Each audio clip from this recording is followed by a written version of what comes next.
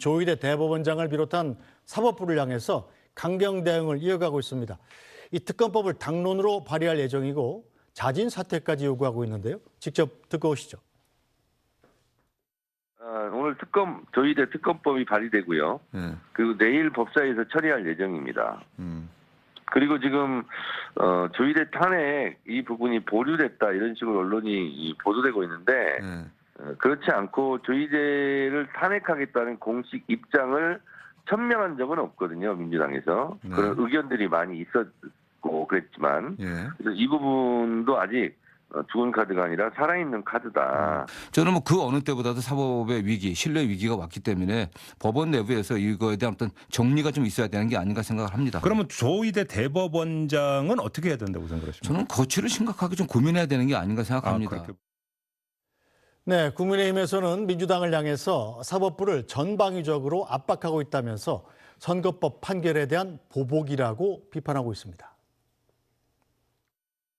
범죄 피고인 이재명은 사법부를 신뢰하지만 모든 구성원이 균질하지 않다며 또다시 사법부를 겨냥한 노골적인 협박을 퍼부었습니다.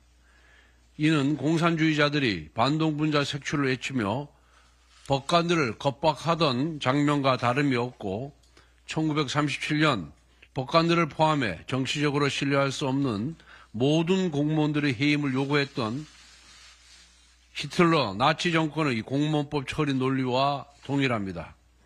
이와 동시에 민주당은 형사소송법과 공직선거법 개정을 기어이 날치기 통과시켰습니다. 범죄의 무게를 감추기 위해 헌법을 흔들고 민주주의를 무너뜨린 것입니다. 그들이 만든 나라에서 우리는 우리 아이들에게 무엇을 보고 배우라고 말할 수 있겠습니까? 네, 자, 이 선거법 위반 파기환송심 재판부가 지금 공판기일을 대선 이후로 연기하지 않았습니까? 네. 자, 그리고 대장동 재판부도 마찬가지고요. 자, 그렇게 되면 이재명 후보로서는 대선 전에 사법 리스크가 거의 없어진 거나 마찬가지인데, 자, 민주당은 왜 당 차원에서 사법부에 대한 압박을 계속하고 있는 거죠? 네, 뭐 우선 공판기일이 변경된 거는 당연하고 또 다행인 조치라고 생각하고요. 대선까지 사법부에 의한 선거 개입의 우려는 많이 줄어든 것 같아서 다행이라고 생각하고 있습니다. 저희가 이런 특검법에 대한 논의를 하고 있는 게 생각보다 민심이 이 대법원의 재판 관여에 대법원의 선거 개입이라고 보는 분들이 여전히 많다라는 걸 확인하고 있기 때문입니다. 말씀하신 대로 저희는 그냥 민생 행보만 선거까지 하는 게 가장 안전한 수단일 수는 있는데 여론조사나 아니면 저 같은 지역구 국회의원들이 지역에서 확인해 보면 기존의 저희 당 지지자가 아닌 중도나 정치 저관여층에서 사법부가 저래도 되나라는 목소리가 상당히 컸고 이에 대해서 국회가 어떠한 조치를 취하지 않고 그냥 유야무야 넘어가게 된다면 그거 자체가 민심에 반하는 그런 상황이다라고 저희가 보고 있기 때문에 특검을 통해서 사실관계를 확인하자는 겁니다. 대법원이 3심에서 유죄 취지로 파기환송한 것만이 아니라 고등법원에서 공판기일을 정하고 통상적인 우편 송달이 아니라 특별한 송달 방법을 취하게 된 데 있어서 뭔가 이 사법 행정 영역에서 관여한 게 있지 않냐라는 의구심이 있는 거고요. 저희 당으로 법원은 내부에서 판사들로부터도 제보가 오고 있습니다. 네.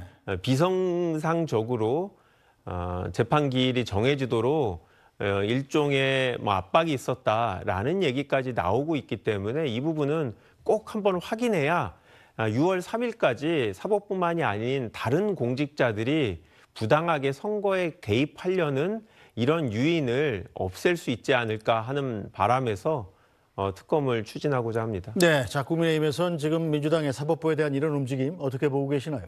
예, 참으로